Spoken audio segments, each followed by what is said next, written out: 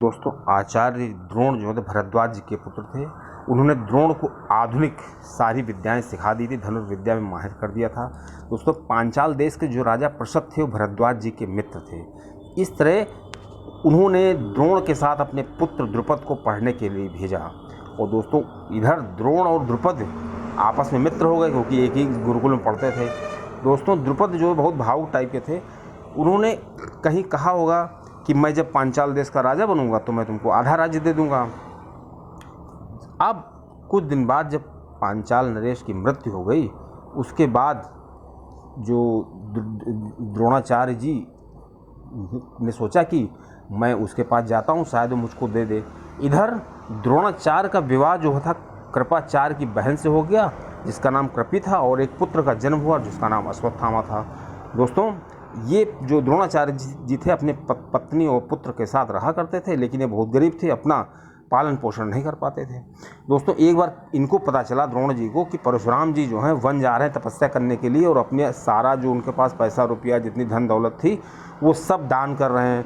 तो दोस्तों, ये द्रोण जी भी वहाँ पहुँचे कि शायद मुझे कुछ मिल जाए। लेकिन जब वो पहुँचे और परशुराम जी से कहा कि मुझे भी कुछ दीजिए, तो परशुराम जी ने कहा, विप्रवर, तुम्हें तो देर हो गई है, मैंने तो अपना सब कुछ बांट दिया है, मेरे पास बस 2 ही चीज़ें बची हैं, मेरा शरीर बचा है और धनुर्विद्या बची है।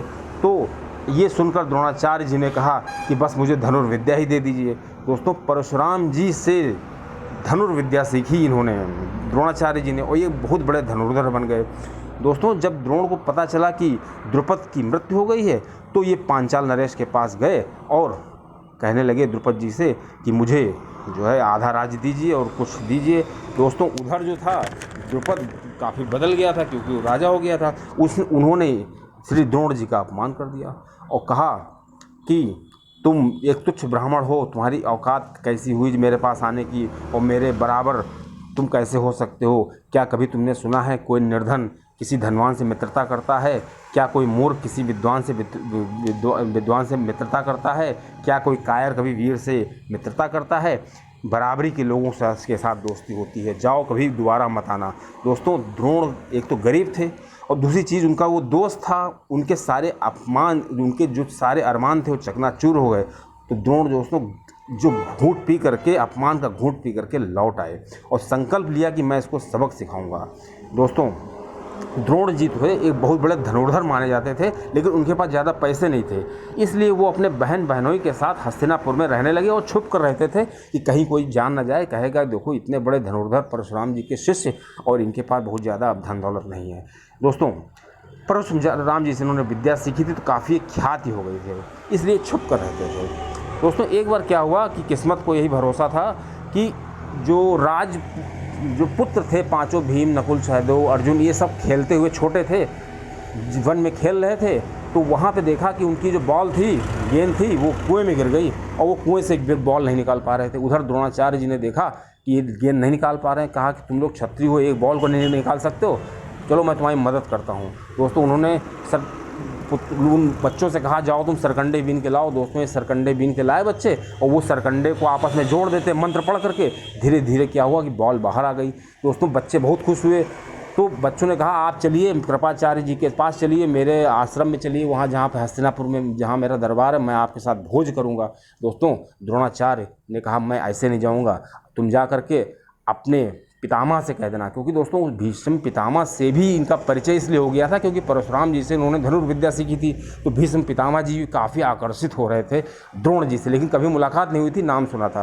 दोस्तों, जब बच्चों ने जाकर के भीष्म पितामह को बताया, ये पूरी घटना बताई, तो भीष्म पितामह जी ने कहा कि जरूर ये द्रोणाचार्य होंगे। दोस्तों, बस फिर क्या था, भीष्म पितामह जी बच्चों के साथ तुरंत द्रोणाचार्य जी के पास आए और विनती करने लगे कि मेरे आप ये बच्चे जो हैं, ये पोते जो हैं, इनको आप सिखाइए और इस विद्या में निपुण कर दीजिए। तो फिर क्या था, ऐसे में जो द्रोणाचार्य जी थे, तुरंत जब देखा कि इतना बड़ा जो राज परिवार से हमारे पास जो ऑफर आया है, तुरंत श्री द्रोणाचार्य जी राजी हो गए और दोस्तों उनको विद्या सिखाने लगे। दोस्तों, अर्जुन काफ़ी प्रिय था उनको, अर्जुन को उन्होंने ऐसे ऐसे तरीके सिखा दिए थे क्योंकि वो काफ़ी बड़ा धनुर्धर था। दोस्तों, इसी तरह सबको भी सिखाया, लेकिन जब कर्ण को नहीं सिखाया क्योंकि कर्ण जो था वो सूत पुत्र था और इस वजह से दुर्योधन नाराज़ रहता था। लेकिन जो अर्जुन थे वो काफ़ी धनुर्धर हो गए थे दोस्तों। एक बार क्या हुआ कि द्रोणाचार्य जी नहा रहे थे तो एक मगरमच्छ आया और उनका पैर जो है पकड़ करके खींचने लगा। दोस्तों जब पैर पकड़ा खींचा तो अर्जुन ने देखा, तुरंत उन्होंने अपना दिमाग लगाया और जो मगरमच्छ था उसके मुंह पे इतने ज़्यादा तीर मारे कि उसने श्री द्रोणाचार्य जी का पैर छोड़ दिया। दोस्तों ऐसे में द्रोणाचार्य जी काफ़ी प्रसन्न हुए और अर्जुन को ये वरदान दिया कि तुमसे बड़ा कोई भी धनुर्धर पृथ्वी पर नहीं होगा और तुम बहुत बड़े धनुर्धर होगे। दोस्तों इस तरह से जो था द्रोणाचार्य ने अपनी जगह बना ली और वो बच्चों को सिखाने लगे।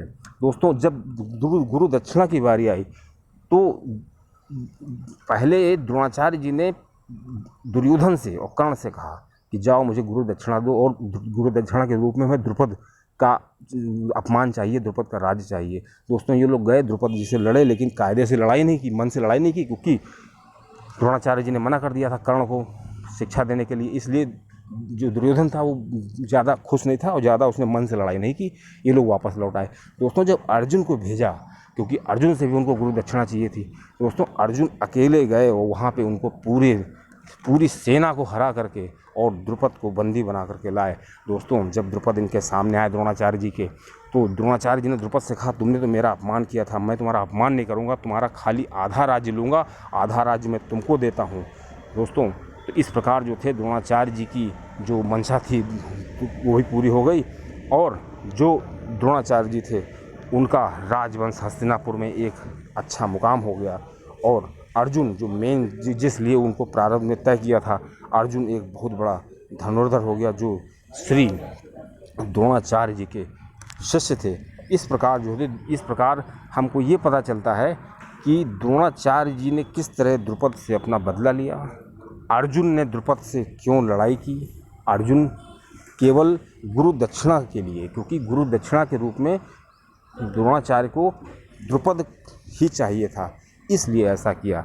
दोस्तों इस वीडियो से हमें कई चीज़ें पता चलती हैं और ये भी पता चल गया कि कैसे भीष्म पितामह का और द्रोणाचार्य से संपर्क हुआ, और ये भी पता चल गया कि कैसे द्रोणाचार्य जी जो थे वो हस्तिनापुर के राज्य में अपनी एंट्री करते हैं। दोस्तों ऐसी ही वीडियो की जानकारी के लिए आप हमारा चैनल सब्सक्राइब करिए और बेल आइकन का बटन जरूर दबाइए, जिससे आपको ऐसी ही जानकारी मिलती रहे। दोस्तों आपको बता दें कि परशुराम जी से बड़ा कोई भी धनुर्धर नहीं हुआ, क्योंकि वो विष्णु जी के अवतार थे और श्री परशुराम जी को जो ये शस्त्र होते हैं, बड़े बड़े शस्त्रों को रखने का, इकट्ठा करने का बहुत शौक़ था।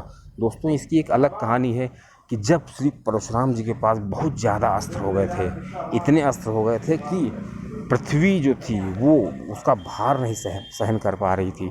तो दोस्तों कैसे श्री परशुराम जी को पृथ्वी ने मनाया, या कैसे श्री परशुराम जी के पास के जो अस्त्र थे कैसे डिफ्यूज़ किया, दोस्तों इस पर भी मैं एक वीडियो बनाऊंगा और बहुत जल्दी आपको इसकी जानकारी मिलेगी।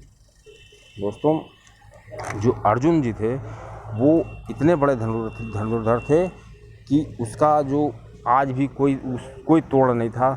और एक बार की बात है, जब श्री अर्जुन चिड़िया ऊपर बैठी हुई थी तो श्री द्रोणाचार्य जी ने कहा कि तुमको क्या दिख रहा है, तो उन्होंने कहा मुझे केवल इसकी आँख दिख